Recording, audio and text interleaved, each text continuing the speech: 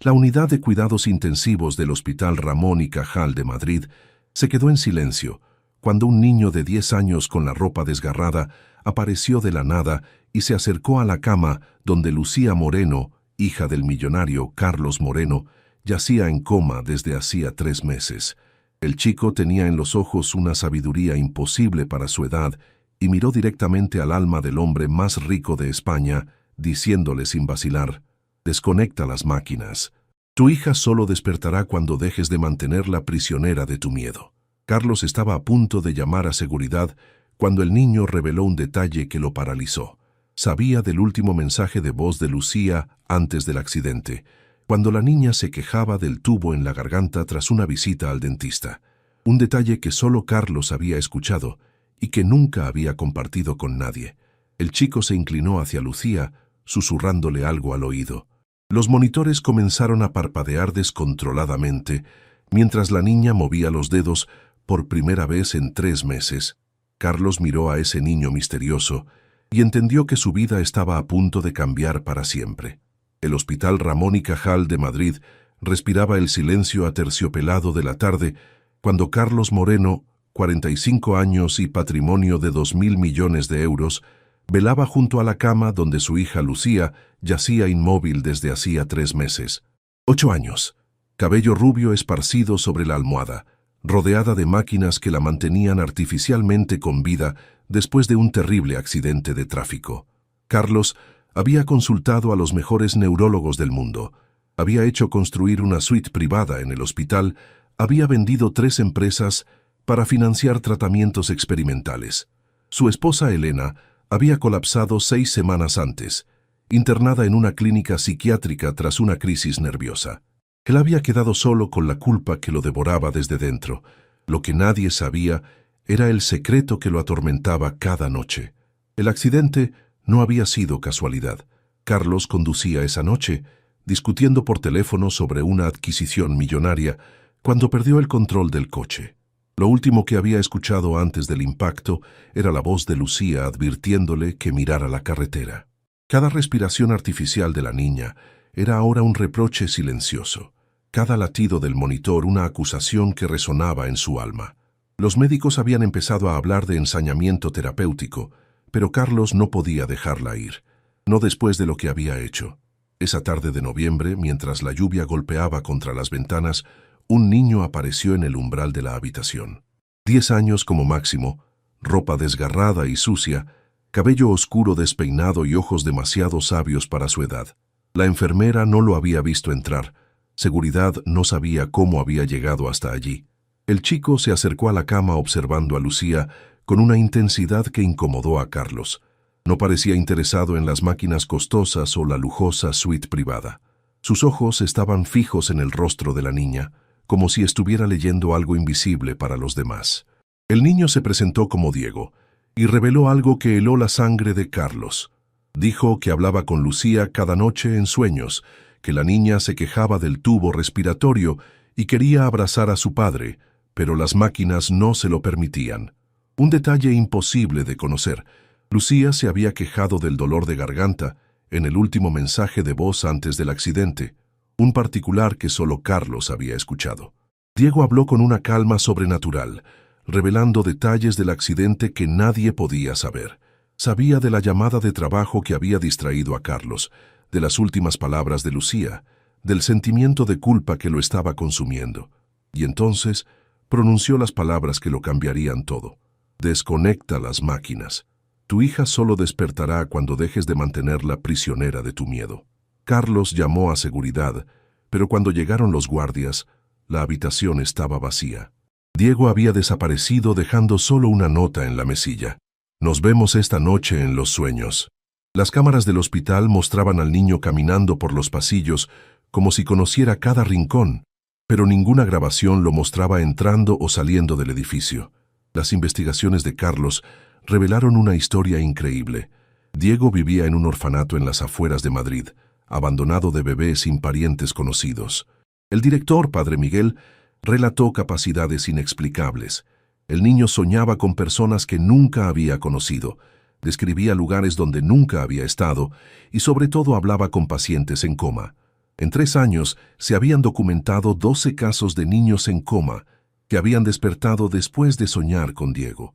Los médicos hablaban de coincidencias, pero las familias estaban convencidas de que ese chico misterioso tenía realmente el poder de llamar a las almas perdidas en la oscuridad de la enfermedad. Esa noche, Diego reapareció puntual. Se sentó junto a la cama de Lucía y explicó a Carlos la verdad que no quería aceptar. La niña estaba atrapada no por el coma, sino por la culpa del padre. Era como si Carlos la estuviera manteniendo bajo el agua sin darse cuenta, impidiéndole regresar por miedo al juicio que tendría que enfrentar. El chico propuso algo imposible: acompañar a Carlos en los sueños para encontrarse con Lucía. Una locura que, sin embargo, resonaba como la única esperanza que quedaba. Esa noche, sosteniendo la mano de su hija, Carlos se durmió y vivió la experiencia más sobrenatural de su vida. Se encontró en el jardín de la finca en Santander, donde Lucía amaba jugar.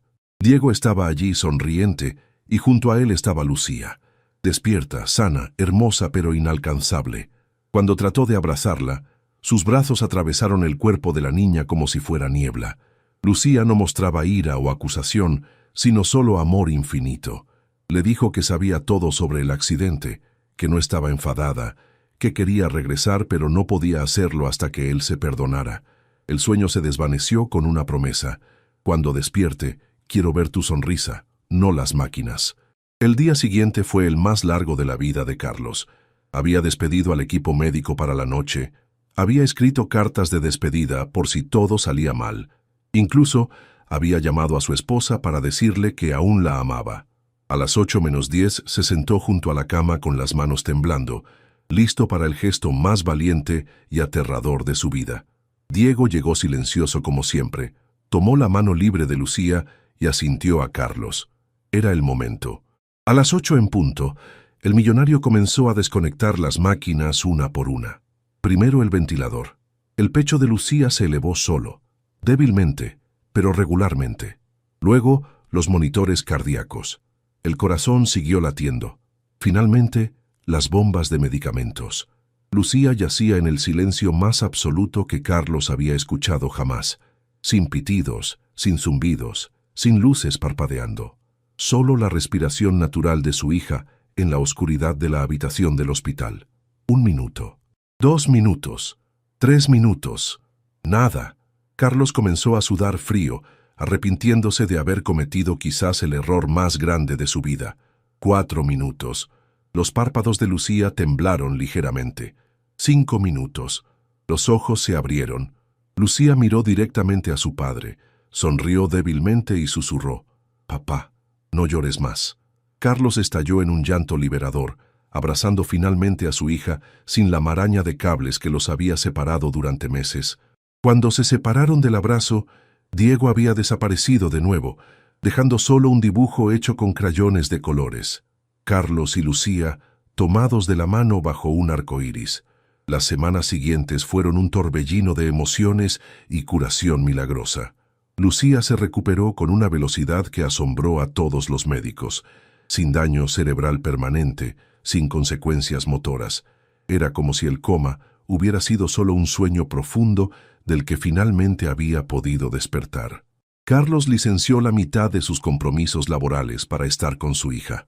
Redescubrieron juntos la alegría de las pequeñas cosas: helados en el parque, cuentos de buenas noches, risas que llenaban la casa de nuevo calor.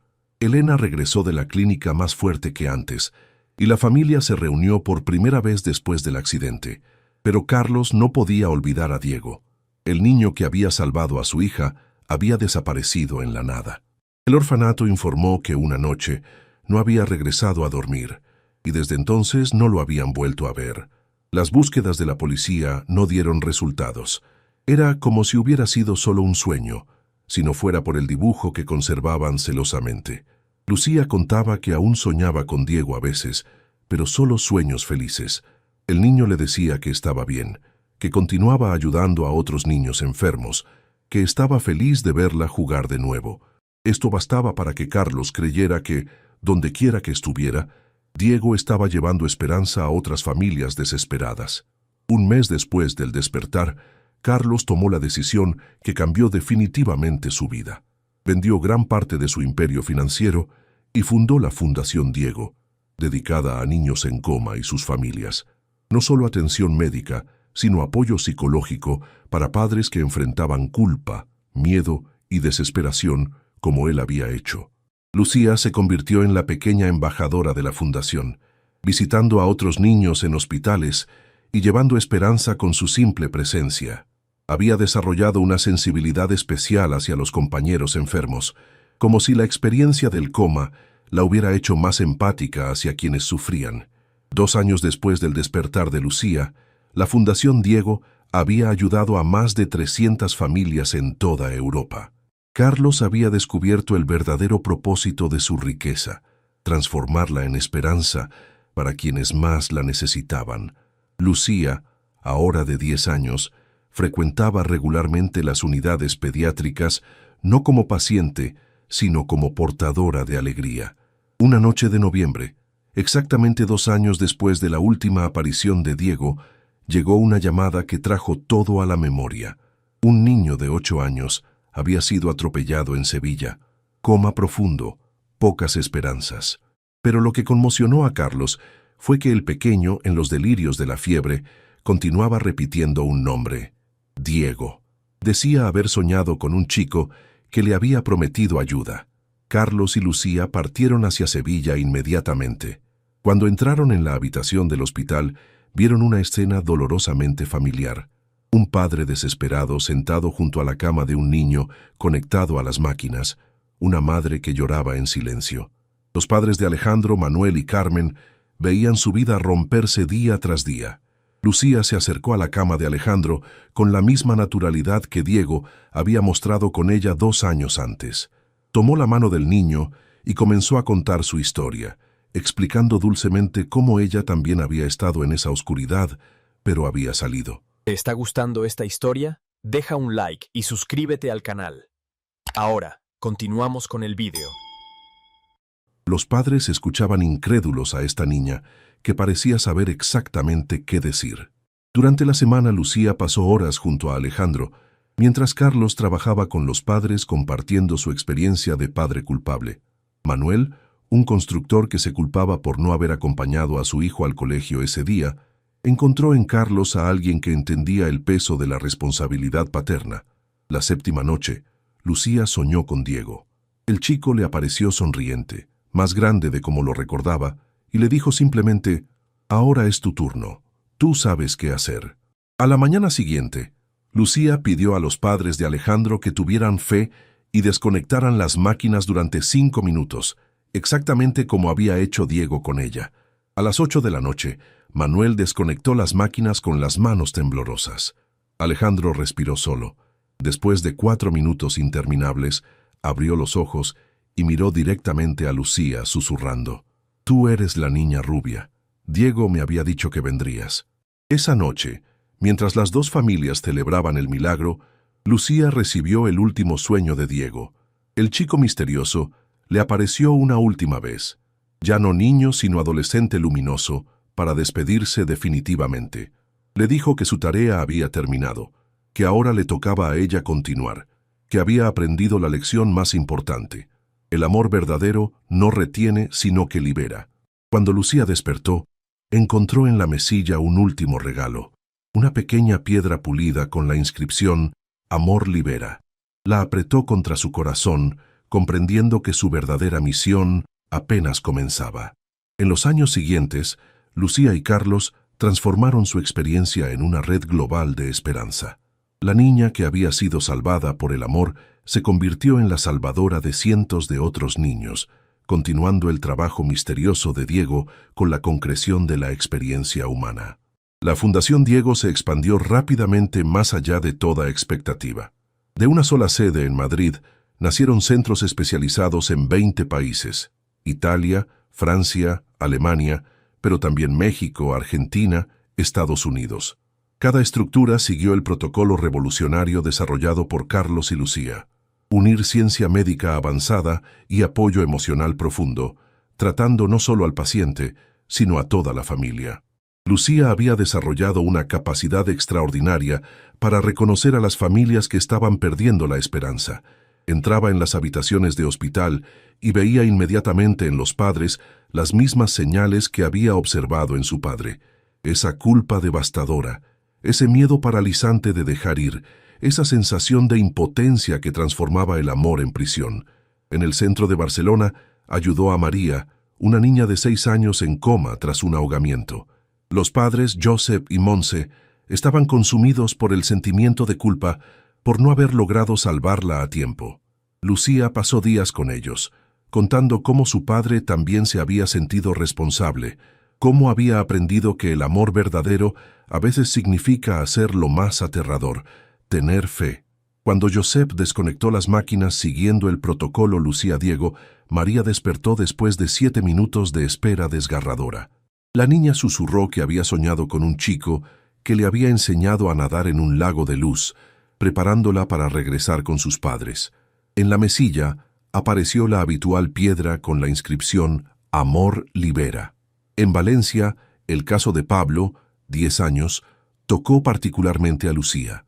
El niño estaba en coma tras un accidente de bicicleta y su madre Ana era soltera, completamente sola para enfrentar la tragedia. Lucía se trasladó durante 2 semanas a la clínica valenciana, convirtiéndose no solo en consultora médica, sino en hermana mayor para Ana, compartiendo el peso de una responsabilidad demasiado grande para una persona sola. Pablo despertó después de que Ana tuvo el valor de desconectar el ventilador, pero no antes de que Lucía le hubiera enseñado la lección más valiosa. No estaba sola.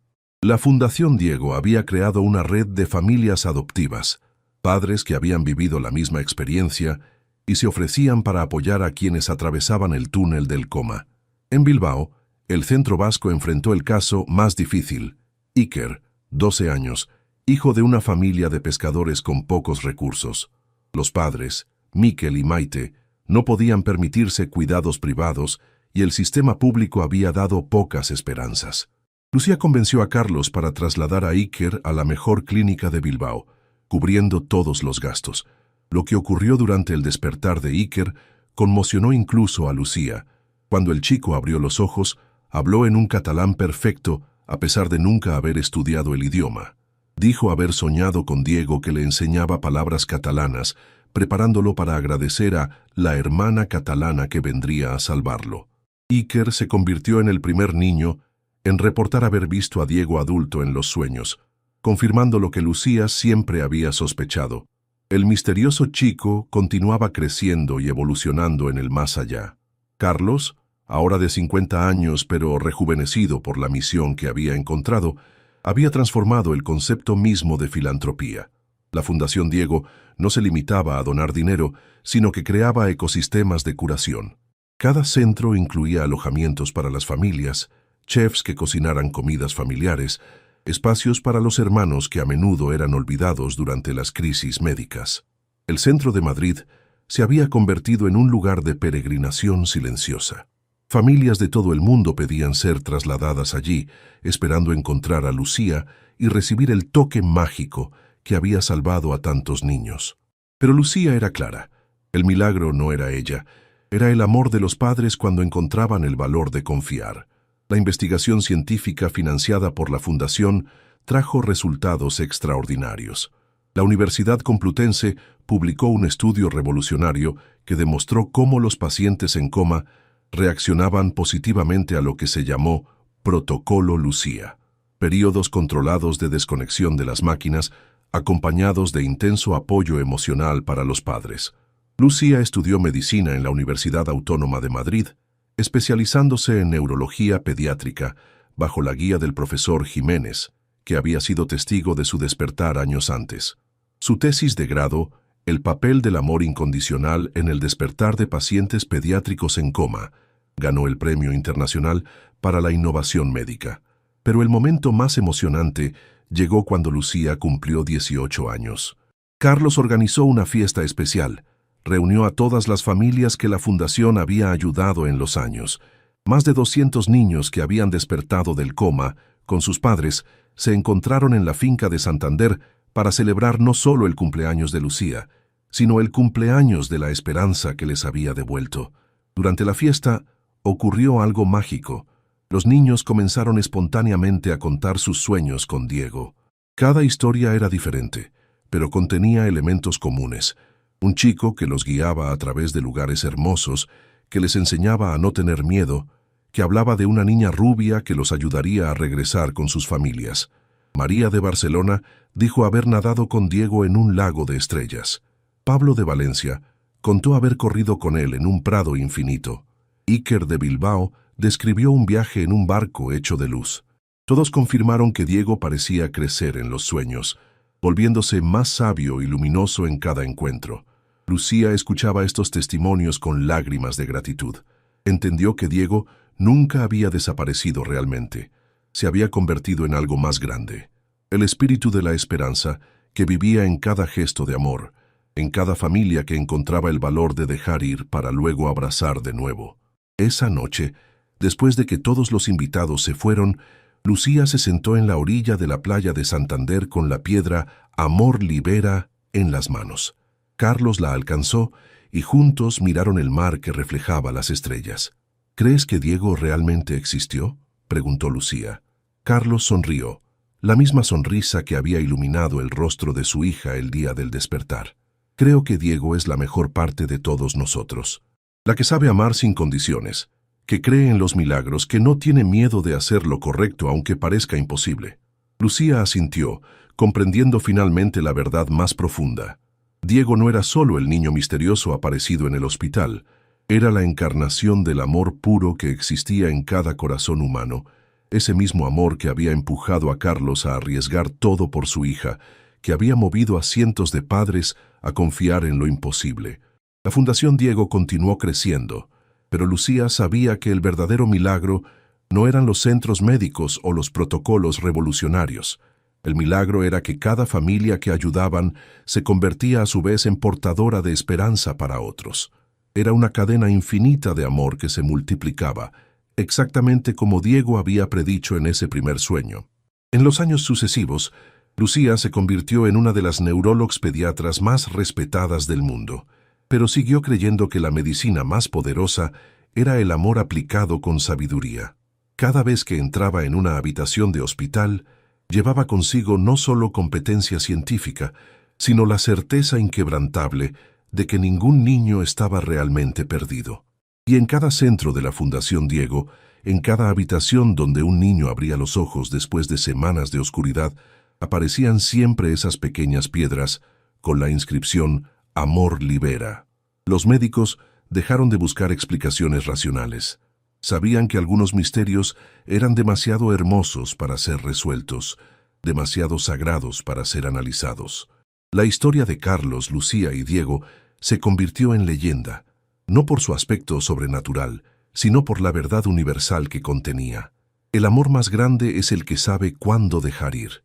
Y cuando este amor se manifiesta, los milagros dejan de ser imposibles y se convierten simplemente en la consecuencia natural de un corazón que ha aprendido a confiar. 20 años después de esa noche en el Hospital Ramón y Cajal, la Fundación Diego había salvado a más de 5.000 niños en 50 países. Pero el número más importante para Lucía no eran las estadísticas médicas, era el número infinito de sonrisas que había visto en los rostros de los padres cuando volvían a abrazar a sus hijos, sabiendo que el amor había realmente vencido al miedo. Y en algún lugar, en un reino hecho de sueños y esperanza, Diego continuaba velando por los niños perdidos en la oscuridad, susurrándoles que no estaban solos, que alguien los estaba esperando en el mundo de la luz, y que el amor era siempre más fuerte que el miedo. Dale, me gusta si crees que el amor puede hacer milagros imposibles. Comenta contando si alguna vez tuviste que dejar ir a alguien que amabas. Comparte para honrar a todos los padres que luchan por sus hijos. Suscríbete para más historias de esperanza que cambian el mundo. A veces amar significa tener el valor de dejar ir. A veces los milagros llegan a través de niños que parecen ángeles, y a veces la salvación comienza cuando dejamos de mantener prisioneros a quienes amamos en nuestro miedo.